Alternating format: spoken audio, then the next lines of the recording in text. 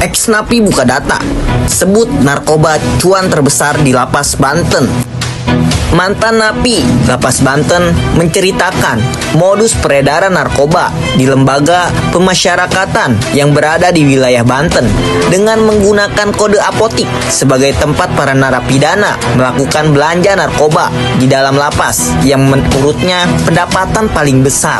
Jumat 2 Agustus 2024. Di dalam lapas itu sendiri masih ada nggak sih Bang peredaran obat terlarang? Oh banyak Bang. Itu malah mereka sebenarnya buka-bukaan loh. Termasuk narkoba.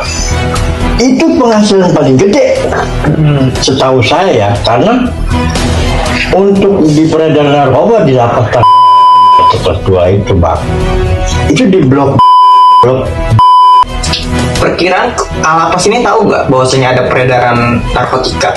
Ya kalau tidak tahu tidak mungkin, karena kamar apotik itu bahasa mereka itu apotik.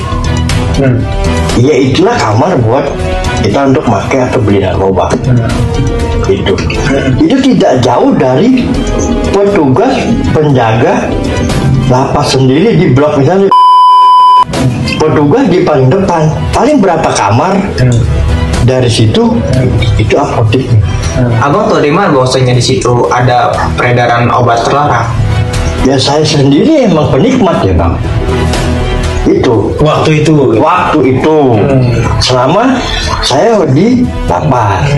Jadi untuk 2 bulan sebelum saya pulang, saya udah menyadarin Harga narkoba di lapas, ex-napi menyebut lebih murah ketimbang di luaran.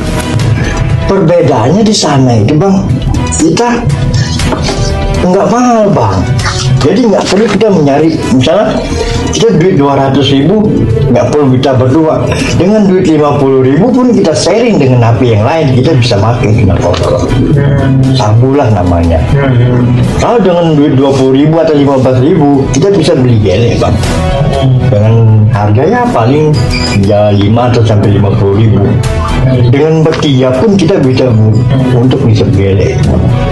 Ex-napi menyebut adanya koordinasi kepada petugas sebagai bentuk setoran dan pengamanan sehingga ketika akan diadakan sidak, apotik penjual narkoba tersebut tutup sampai kondisi aman. Yang menjual itu ya narapidana. Jadi jadi bukan tangan petugas lapas secara langsung ya? Tidak. Indikasinya bahwa ini adalah orang-orang tangan-tangan yang digunakan oleh pegawai lapas untuk melaksanakan proses peredaran itu Bang ya? Bisa jadi Bang, karena kan setiap apapun di dalam lapas itu harus koordi Bang, bahasanya koordi. Ya koordinasi lah. Gitu Bang. Dugaannya ada setoran nggak sih Bang? Kalau itu masih pasti Bang. Kan tidak mungkin tidak mengetahui. Sedangkan misalnya ada sidak pun itu apotik tutup dulu sementara Bang. Bocor tuh Bang dia kalau gitu ya? Bocor, jadi ya bahasa saya orang bego lah Bang ya. Orang bego lah ya.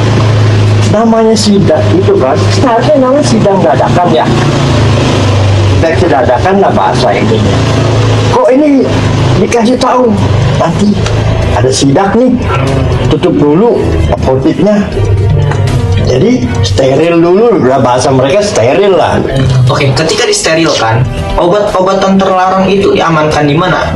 Kalau menurut Abang? Kalau bahasa saya kemarin sih, mereka obat-obatan itu nggak dibawa keluar Bang, cuman disterilkan di dalam kamar itu aja.